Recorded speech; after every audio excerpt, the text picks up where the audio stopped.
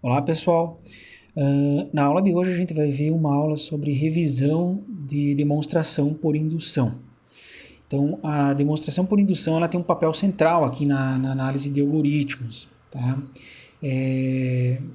De forma que não seria estritamente necessário a gente apresentar isso, porque a gente está supondo que vocês já viram isso em outros cursos, né? Como é que faz essas demonstrações por indução, mas ela é central e num ponto que se você não entende a demonstração por indução, você vai acabar que não vai entender o curso de análise de algoritmos, né? Se você não pegar a ideia, não saber trabalhar com uma demonstração por indução, você provavelmente não vai conseguir passar no curso de análise de algoritmos. Tá? Então, por isso que a gente quer fazer uma revisão dessa técnica, tá? Então, antes de tudo aqui, vamos colocar isso em perspectiva. A demonstração por indução, né? Ou talvez colocar dentro de um contexto aí o que é uma demonstração, né? Então, assim, como é que você pode ter certeza que uma afirmação ela é verdadeira? Obviamente isso vai levar aí a nossa ideia de demonstração, né? Mas eu queria colocar assim, um pouquinho de contexto na coisa toda. Então deve-se provar ou demonstrar a afirmação, né? Claro que essa é uma resposta a resposta que a gente dá para a coisa, né? Se você quer ter certeza que uma afirmação é verdadeira e perguntar para pessoas de outras áreas, elas vão te dar outras formas de raciocínio, né? Talvez a questão da retórica, dialética ou sei lá o que, tá? Misturado com lógica, se for isso mais para ciências humanas. No nosso caso específico aqui, saber que uma afirmação é verdadeira, deve-se demonstrar a afirmação, tá? Mesmo na computação, talvez se você quer saber se uma determinada coisa é verdadeira, você pode fazer experimentos, né? Então são várias visões aí de uma mesma coisa, tá? Não vou entrar em mais detalhes sobre isso, mas é um assunto muito interessante, né? Essa pergunta, né? Como ter certeza que uma afirmação é verdadeira? Isso pode levar aí a uma história muito, muito interessante. Mas beleza, se a gente supor que a resposta é essa, né, que deve se demonstrar a afirmação, né, deve se provar a afirmação, então o que é uma prova? O que é uma demonstração? Tá? Historicamente, eu poderia dizer para vocês que existem duas noções distintas do que é uma prova. A primeira noção é assim, a prova, né, é algo que induz no público uma sensação intuitiva de certeza de que o resultado está correto. Tá? Então, induz no público uma sensação intuitiva de certeza de que o resultado está correto. Nas palavras aí de um cientista da computação chamado Scott Aronson, ele diz que ela é uma experiência, ele meio que poetiza o negócio, né? Uma experiência transformadora interna, uma maneira de sua alma fazer contato com as verdades eternas do céu platônico, né? Quer dizer, Platão, lá, as ideias de Platão, você tinha lá os mundos das ideias, as ideias perfeitas, então você passar por essa experiência transformadora, que é ver uma prova, uma demonstração, faz com que você alcance aí essa verdade absoluta, né? Ou essa verdade, esse resultado correto aí na ideia platônica da coisa, tá? Isso é legal, né? Porque, por exemplo, eu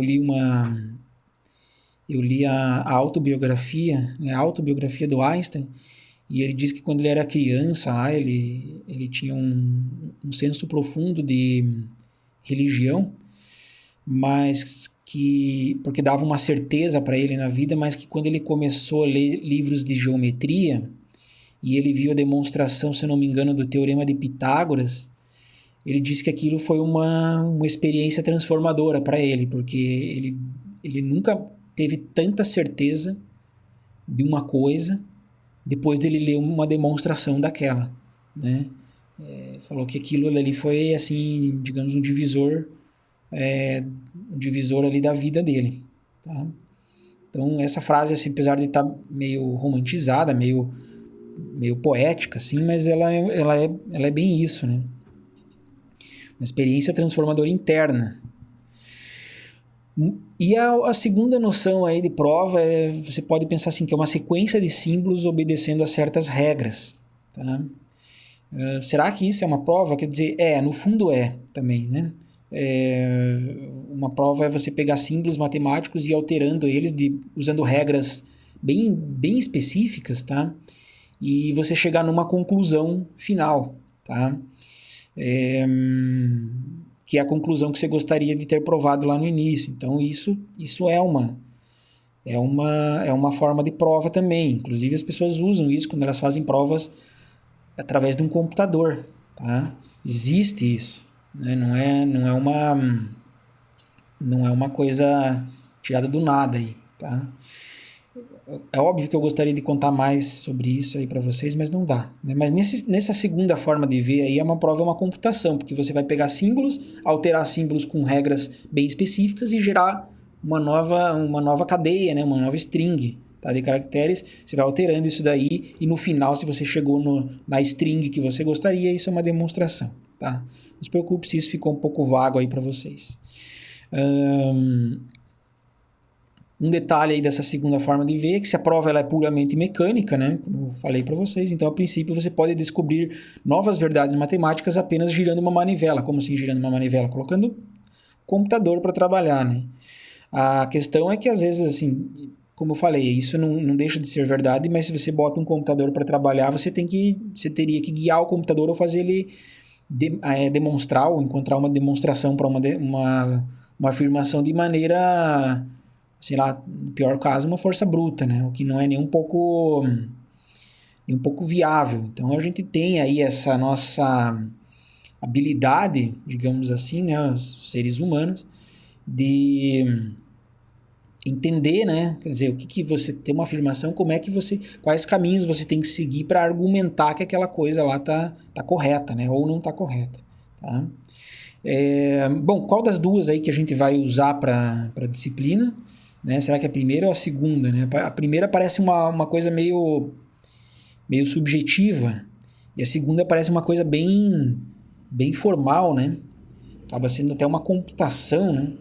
Então, apesar da segunda forma de prova ser uma coisa bem formal, a gente vai acabar usando a primeira, tá? E eu vou dizer para vocês que, assim, 99% das pessoas acabam usando essa primeira prova. Isso é interessante, porque muitas vezes os alunos perguntam para mim assim, mas professor, como é que eu sei que eu não tenho que provar? Se eu estou escrevendo uma prova, como é que eu sei que um trecho da prova um trecho da argumentação não deveria também ser provado, né? Então você vai abrindo os trechos da prova, aí para você provar uma coisinha ali, você abre e vira uma outra prova, e você abre e vira uma outra prova, até quando que isso vai, né? Tá? Então, a resposta é assim, se você usa essa primeira abordagem, aí você acaba que um pouco, aí você vai meio que não é uma ciência exata, né? Escrever uma prova e saber quais detalhes que você tem que colocar lá é uma coisa assim que não existe uma resposta, né? Mas, sendo um pouquinho mais pragmático aqui nessa questão, eu acho que se você quer escrever coisas, principalmente para essa disciplina ou no início, você tem que provar tudo tintim por tintim, sabe? Se você vai escrever lá a prova que eu estou falando, o exame, né, que a gente tem na disciplina aqui, os testes práticos, os testes, né, escritos, eu botei um exercício, você tem que demonstrar as coisas bem certinhas para mim, bem nos detalhes, né? Pelo menos para eu entender que você entendeu o que você está fazendo, tá? Mas a gente acaba usando essa primeira noção aí do que é uma demonstração, tá? E assim, como é que faz para provar teoremas? Como eu falei, eu poderia usar um computador e fazer uma demonstração aí por força bruta, né? Mas a gente não faz isso, então como é que você pensa, né? Você, ser humano, vai pensar para fazer essa demonstração? A primeira coisa assim que eu posso dizer para vocês é que não existe receita de bolo para isso, tá? Eu não posso dizer faça assim que você vai provar, tá? Eu lembro quando eu estava no primeiro semestre da faculdade, né, do curso de Ciência da Computação, a gente estava vendo uma disciplina lá, que o professor ensinava como provar teoremas, e um aluno perguntou, mas professor, como é que eu vou fazer para provar um teorema? Ele falou bem assim, bem tranquilo, assim, né? Ele falou assim, você tenta de um jeito, se não der daquele jeito, você tenta do outro jeito, mas também se não der daquele jeito, você tenta do outro jeito. Então, ele falou assim, respondeu na maior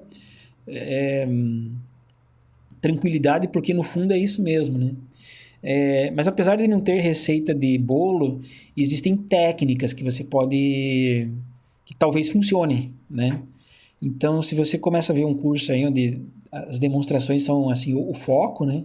Você vai ver que você vai aprender diversas técnicas de demonstração. Pode ser uma demonstração direta, uma demonstração por contrapositiva, contradição, demonstração por casos e, por fim, aqui o que a gente quer falar hoje que é a demonstração por indução, tá? Então são técnicas, a gente vai ver uma dessas técnicas, demonstração por indução, que vai ser muito útil aqui na disciplina.